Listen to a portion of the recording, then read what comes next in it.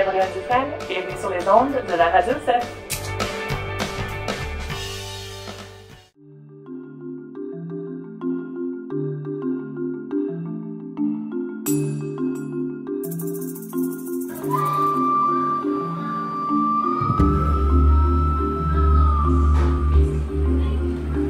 Oui, je comprenais pas parce que je savais qu'elle était partie au vide. Si vous pouvez prendre votre place à la table, là, s'il vous plaît. Ici.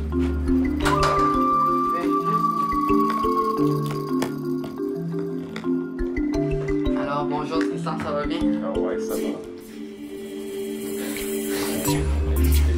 Ça va très bien, merci. Bon. Chers auditeurs et auditrices, aujourd'hui avec moi j'ai Tristan. Il va répondre à mes questions à propos de l'école et son futur. Parfait. Alors, qu'est-ce que vous avez planifié pour le futur après la 12e année?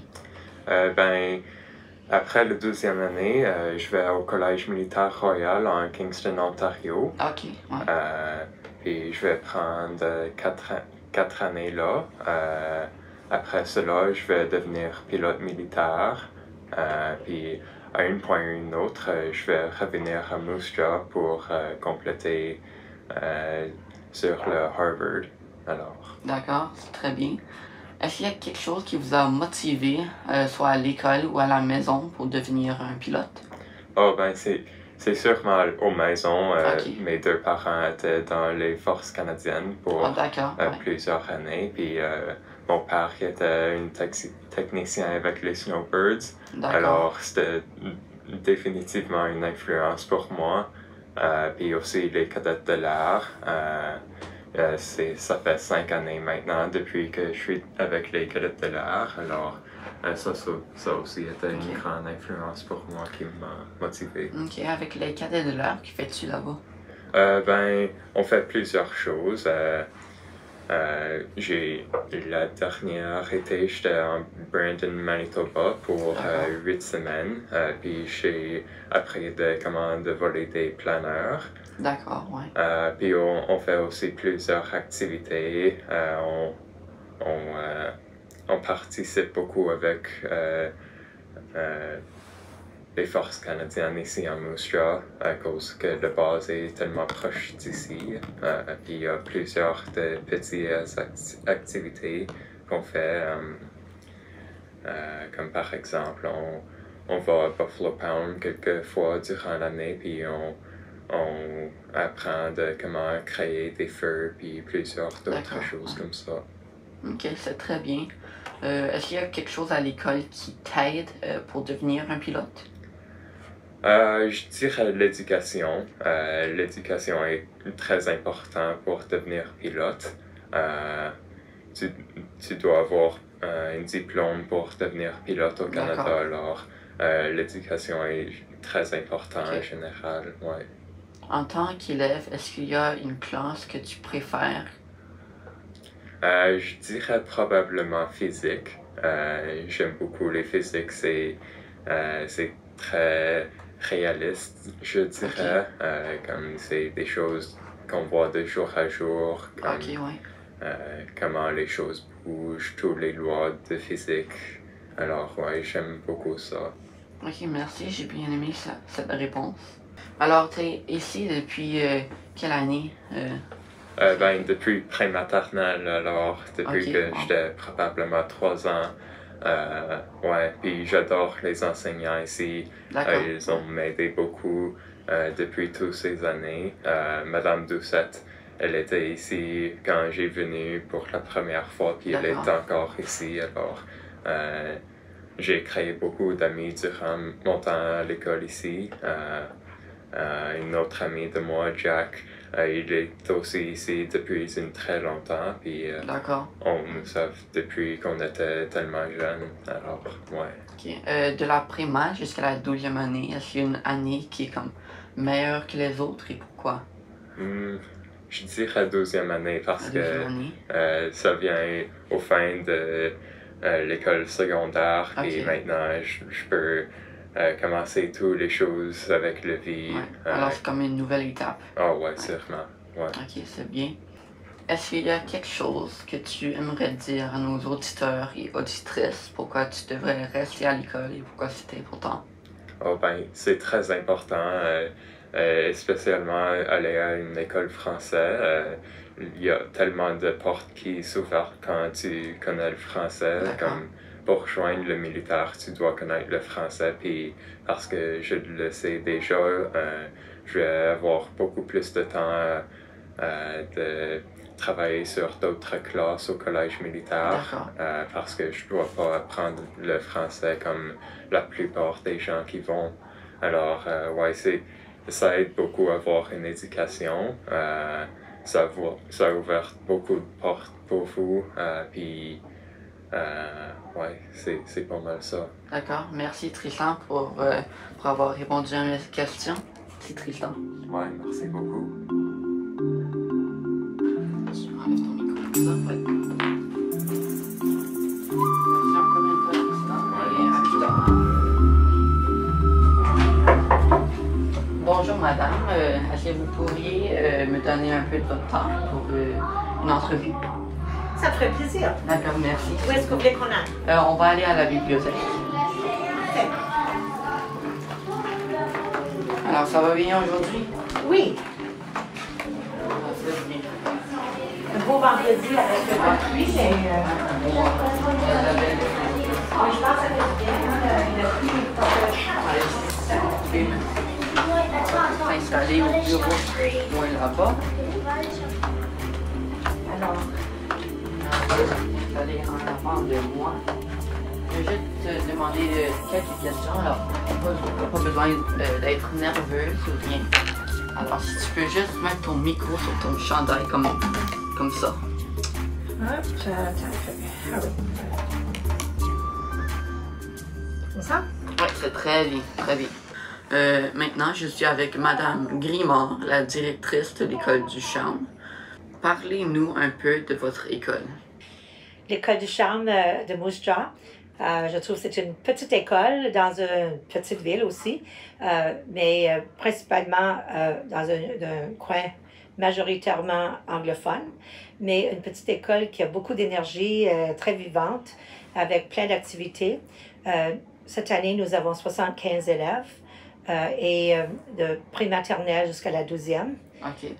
Elle est vraiment remarquable parce que j'ai fait un parcours en enseignement avec plusieurs années en enseignement et je trouve que cette école est probablement la plus petite école où j'ai travaillé, mais c'est une école où il y a une très belle collaboration et un très beau encadrement de tous les élèves qui arrivent et que vraiment c'est comme une école vraiment, on va dire, sens familial, de sens communauté et que tout le monde se connaît et tout le monde, ce sont nos élèves, ce n'est pas, on va dire, les élèves d'un tel enseignant, mais toute la communauté appartient à toute l'équipe enseignante et personnel de soutien. Et c'est vraiment, comme je dis, pour moi, une expérience enrichissante parce que elle est particulière. Okay. Alors, j'ai beaucoup apprécié, ou j'apprécie beaucoup d'être ici cette année. Ok, c'est bien. Tu as parlé à propos des activités. Maintenant, quelle activité faisiez-vous en tant qu'école? Bien, premièrement, notre conseil étudiant était très actif cette année et ils ont proposé toutes sortes d'activités pendant l'année. Et par exemple aussi, le personnel, comme on a eu la cabane à sucre au mois de mars, on a eu des activités pour le mois de l'histoire des Noirs. Et oui, alors on a eu beaucoup d'énergie et beaucoup de participation. Vraiment remarquable. Très bien. Quelle est la chose qui vous a le plus manqué dans votre parcours d'enseignant? Bien, évidemment, j'ai fait plusieurs décennies en enseignement et j'ai vu de grands changements. Parce que quand j'ai commencé à enseigner, c'était un système beaucoup plus autoritaire et un système où, par exemple, il fallait assurer que tout le monde écoute en tout temps et qu'on regarde dans une même direction, toutes les choses. Et là, j'ai vu un parcours de grands changements à travers les années. Et je vois vraiment des écoles beaucoup plus centrées sur les élèves et aussi la réussite des élèves d'une façon tout à fait différente. Okay. Et ce que je vois ici avec le nombre de personnes qui appuient chacun de nos élèves. Ok, c'est très bien. Avec le recul, qu'est-ce que vous feriez différent? Mais là, avec le nombre d'années, je pourrais écrire un livre peut-être là-dessus, mais disons que il y a plein de choses que je ferais différemment, mais peut-être que non, dans le sens que c'est toujours contextuel. Okay. On fait les choses comme on va dire, dans le contexte à ce moment-là. Et c'est sûr qu'on fait des erreurs et on apprend par rapport à ça. Ouais. Disons que j'ai toujours dit que, en riant bien sûr, que je ne sais pas à quel point les autres sont en train d'apprendre dans une école, mais moi, j'apprends chaque année. Okay. Alors, oui, on fait des changements au fur et à mesure, c'est sûr. Bien, si c'était possible, comme de raison, avoir, comme dans le passé surtout, si on avait pu avoir plus d'appui pour les élèves en groupe ou des élèves en particulier, je pense que présentement, on fait du décloisonnement et je trouve que le décloisonnement, ça aurait été très bien si on avait pu le faire dans le passé aussi. Ça veut dire qu'on pourrait mettre des élèves de différents groupes ensemble pour qu'ils puissent s'entraider davantage. D'accord. Avez-vous eu des mentors? Oui, en fait, j'en ai plusieurs. Présentement, il y en a 2 qui viennent à l'aider présentement. Le premier, c'était un directeur de mon école. Okay. Quand je suis passée du français de base à l'enseignement des écoles d'immersion. Et mon directeur de l'école était aussi surintendant à mi-temps. Okay. Mais il a vraiment su chercher on va dire, les forces de chaque enseignant pour vraiment faire des leaders à travers des enseignants pour qu'il y ait une équipe de leaders à l'intérieur pour que l'école fonctionne bien, même s'il n'était pas toujours là. Son nom, c'est Brian Noonan, et c'était mon premier, que je vais dire que je me sentais vraiment, j'ai eu la chance de vraiment m'épanouir. Et ensuite, un de ses collègues, M. Denis Ferré, qui est devenu le directeur général du CEF à un moment donné, c'était une autre personne avec qui j'ai travaillé. Premièrement dans une petite école à Saskatoon en immersion, et plus tard, et c'est là, à ce moment-là, que je suis devenue adjointe dans une école, et à cause de son encouragement, et aussi inclus par M. Noonan, qui était rendu surintendant au bureau central. Et de là, à cause de ça, j'ai fait la demande de devenir direction, et j'ai toujours eu l'appui de ces 2 personnes-là pour avancer dans ma carrière. Et quels conseils donnerez-vous à ceux qui aspirent à devenir enseignants et aussi directeurs ou directrices? Bien, je dis premièrement à tous ceux qui rentrent dans l'enseignement, c'est la plus belle carrière au monde. Parce qu'on a la chance de vraiment voir, on va dire, des toutes petites personnes qui ont un grand potentiel, et ensuite les voir, surtout si on reste dans une école pendant une période, on a la chance de voir les jeunes s'épanouir et devenir, on va dire, en grandissant, les voir se développer, devenir qui ils vont devenir. Et par exemple, les gens qui ont déjà des idées de carrière, on voit le développement. Et on voit, c'est la chance de voir, on va dire, toujours une énergie jeune qui nous garde aussi jeunes. Et dans l'enseignement. Et la direction aussi, c'est une autre perspective, mais une aussi riche. OK. C'est très bien, j'ai bien aimé ça. Merci, Madame Annie.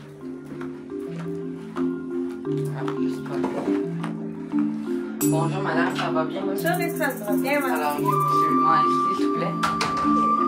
Alors, je vais juste vous demander des questions. Vous pouvez mettez votre micro. Attachez votre micro sur votre chandail.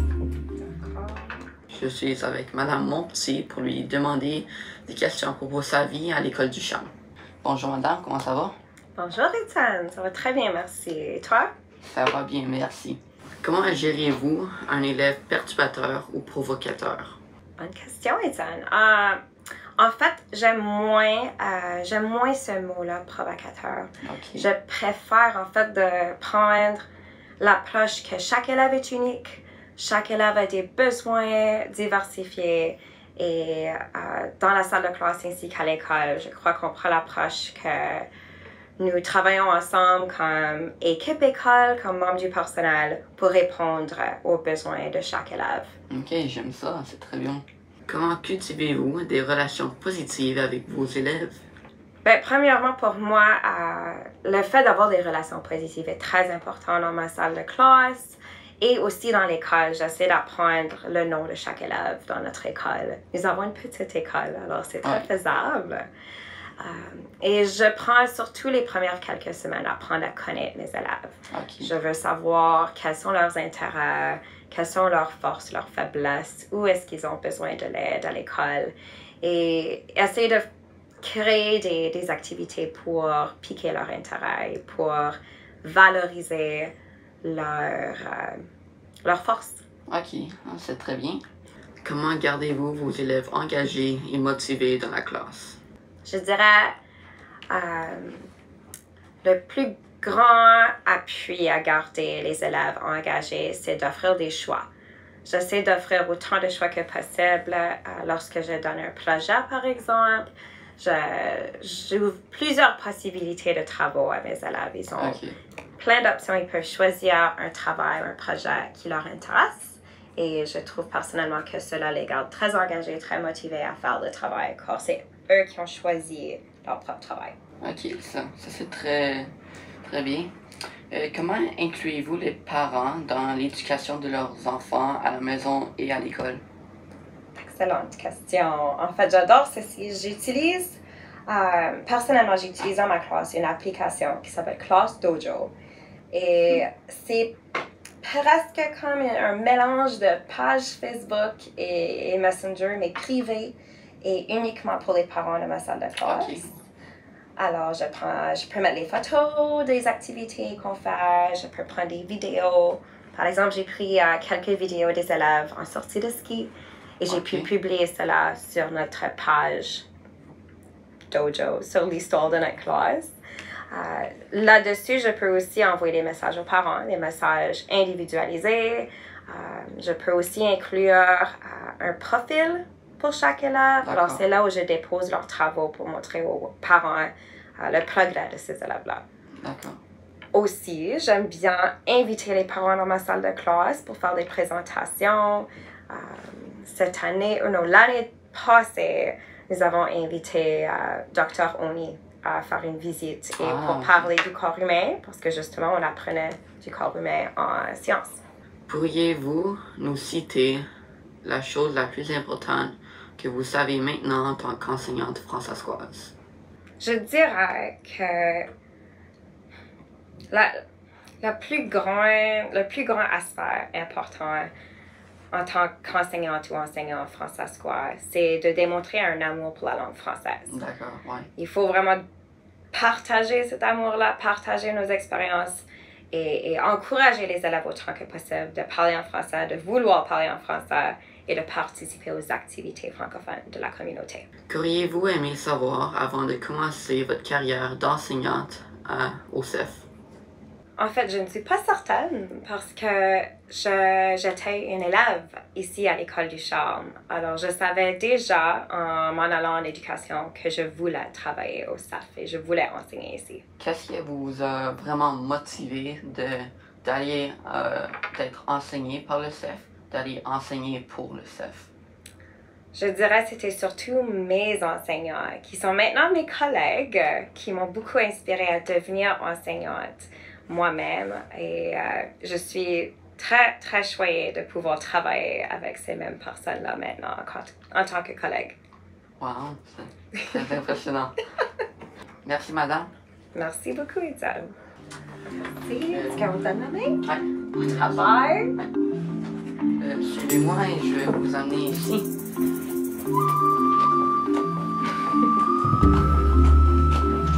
Merci, madame. Vous pouvez aller chercher le président, s'il vous plaît. Oui, au revoir.